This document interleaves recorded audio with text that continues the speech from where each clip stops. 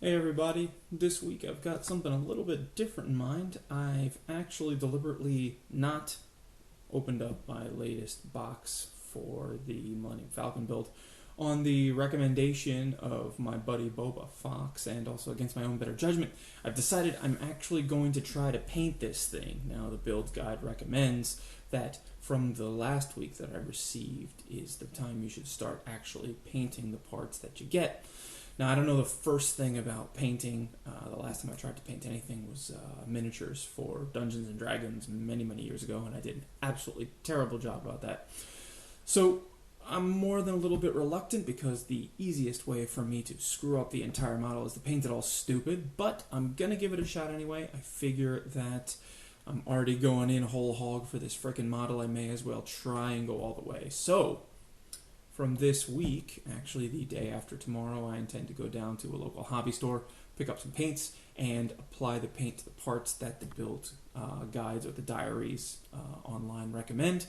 And we're going to see how that works out. Obviously, that's going to take a little bit more time than I can do on just one of the videos. So next week, when I put together the latest week's edition, hopefully we're going to have some painted pieces to take a look at and see how badly I screwed it up.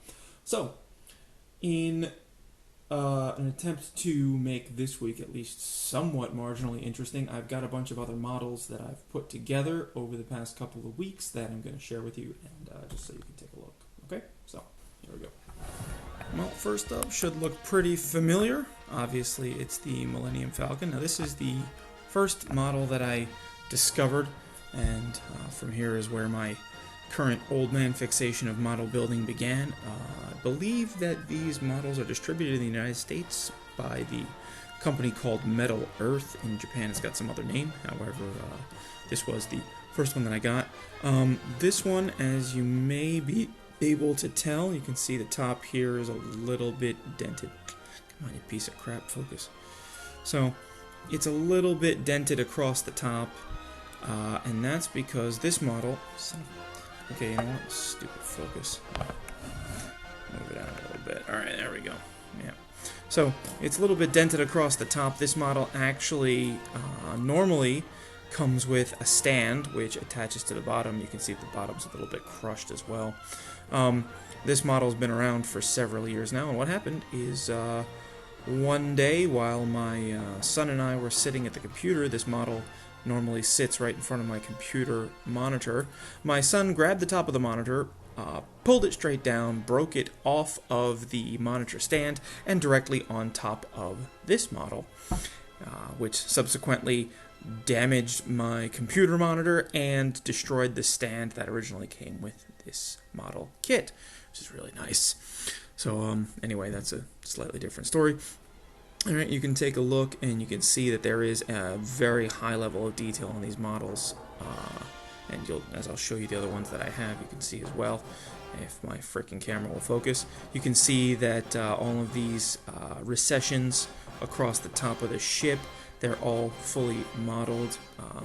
The shield generators here in the back, it's actually 2 layers of components to create these 2D effect. You can see that there's all actual recessions along the edges here where the engines stand out across the bottom of the ship as well, right? All these little panels here. It's really nice, and yeah, very high detail model. You know, got the radar dish and everything like that. Again, this one's a little bit loose, but even the cockpit, again, if it'll frickin' focus, you can see that the individual panes of the windscreens, or view screens, whatever you want to call them there on the cockpit, are all modeled out, yeah. And this model, along with all the other ones, roughly $20 a piece. Takes, I don't know, somewhere in the neighborhood of 2 to 3 hours to complete. Not really as difficult as you might imagine. All you need really is a pair of tweezers and maybe something like a screwdriver or a toothpick even to help bend the shape of some of the curved pieces a little more uniformly rather than doing that across your hands. a pair of needle nose pliers is very handy for folding some of these smaller pieces. But really, if you have any measure of patience and manual dexterity, really not difficult to do, and really nice looking models. I actually bought a second Millennium Falcon, which I assembled. It's not damaged, and that one is now adorning the dashboard of my car. And I'm really proud because I'm the only guy in town with a Millennium Falcon in his car. If anybody's interested, I can show you what that looks like as well in another video. Anyway, so here's my Falcon kit. Again, this was the first one that I built.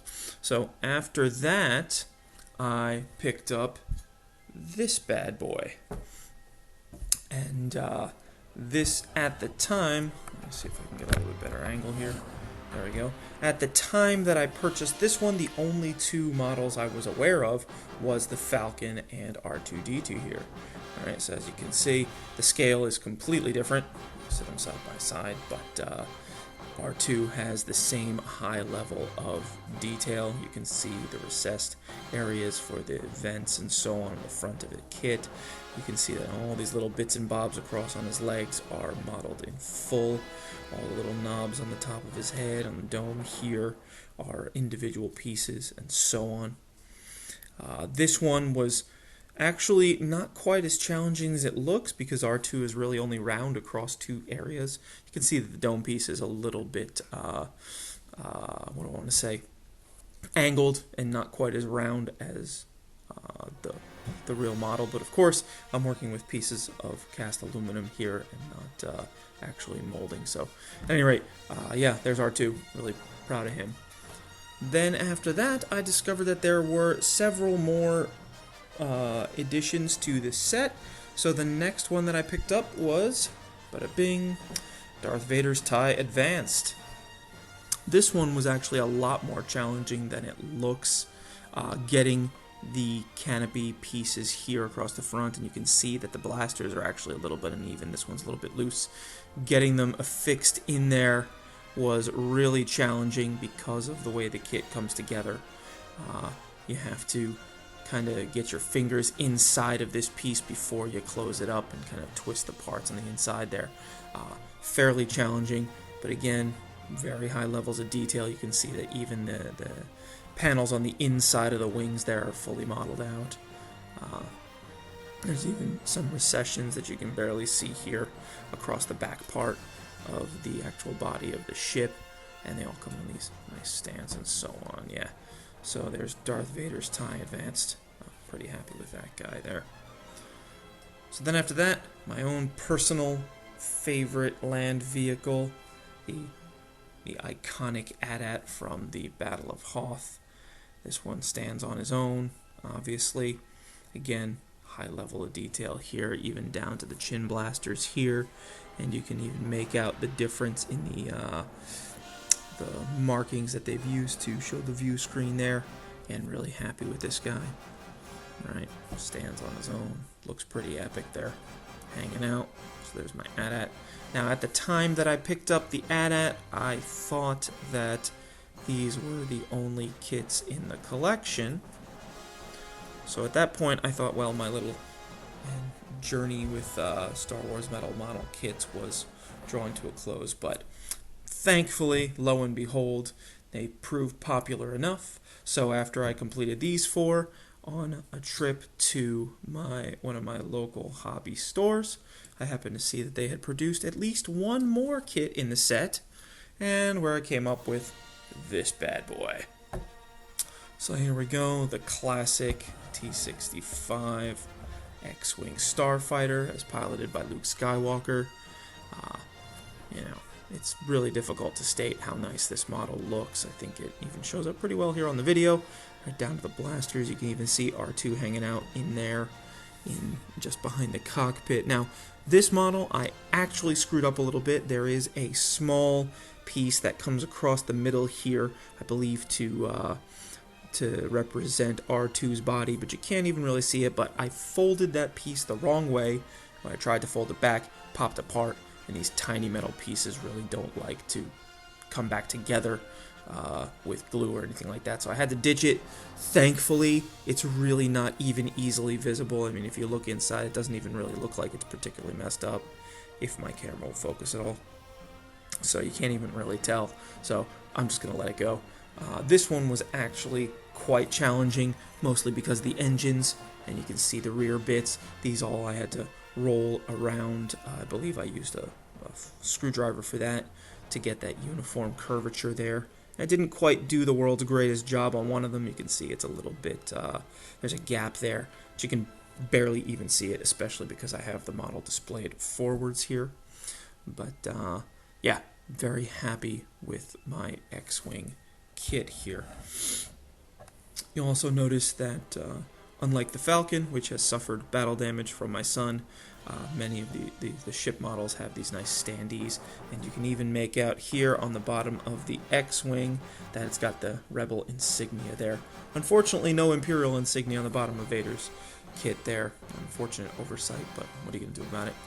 At any rate, yeah, each one of these cost me in the neighborhood of $20. Took a couple hours to put together. I built most of these over the course of a couple of days just because of time constraints and having my kids around. Really don't need them messing with it, although my son quite fond of watching me put them together while his patience held out. So, as, let's see, well, there's a couple of other things. One, much to my delight, I have discovered that there is a set of kits which have been produced based around The Force Awakens. So sometime in the coming weeks and months, I am going to be picking up Poe Dameron's T-66 X-Wing. So I'll have a pair there, and obviously that one has the modifications to its design that make it look distinct.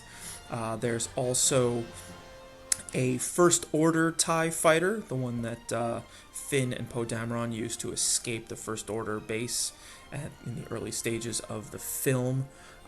That one is roughly on the scale as Vader's fighter here. I think there's also a standard TIE Fighter from the classic trilogy. Not really sure, I might have just been looking at it sideways. But there's one of those. There's also Kylo Ren's command shuttle, and there's a First Order snowspeeder. So I've got 4 more kits coming. I am going to get those and put them together because I really like having this dope set of shiny Star Wars kits. Those are all coming. So there's one final point that I've got to share with you guys here. Now, it's not Star Wars related, but I'm quite proud of it because it was really quite a difficult kit to put together, and it was quite a lucky find, and that is this bad boy right here. Let me see if I can get him better into frame. And there is Iron Man. So as you can see, this kit comes actually in 3 colors. Obviously the red and gold, but inside the center of the chest piece where the unibeam lives, and also in his palms here, the repulsors, and you can barely see the other one, the repulsors in his hands. That's a 3rd color, so unlike the Star Wars kits, this one did come with 3 multicolored panels. This one was by far the most difficult kit for reasons that you might be able to guess. The rounded pieces for the boots and the legs, the curvature of the helmet, his back and chest pieces. I didn't really quite do such a good job curving out the chest, but the torso as well. All those rounded pieces needed to be curved to a very specific angle, so that way the tabs on the inside would twist together and create the model accurately there. I think maybe I could have done a little bit better job curving the faceplate out. You can see, if this frickin' thing will focus, you can see that it's a little bit flat, but overall really not upset, very happy with Tony's epic suit here, and this guy lives right next to all my Star Wars models as well. So now one of the next big tasks that I have, apart from the other models and the Falcon, is I need to save up a little bit of cash so I can get together a nice display case to put all these things out and keep the dust off of them. My Star Wars kits are becoming quite dusty from sitting in front of my computer monitor. Well, at any rate, let me bring everybody else back into camera shot here. I can show off my old man hobby. I just, come to the realization that really building models is an old man's hobby, and so I guess that's my first step into midlife crisis, buying an incredibly expensive model of a childhood favorite. But you know what? I don't give a rat's ass because it makes my house look kick-ass, and I feel rather accomplished putting these together. So anyway, there's my collection, and again, with any luck, I will have my painted Falcon model parts ready to show you next week when I start putting together that kit again. So yeah, hope you've enjoyed my little show and tell here, and catch up with you next week.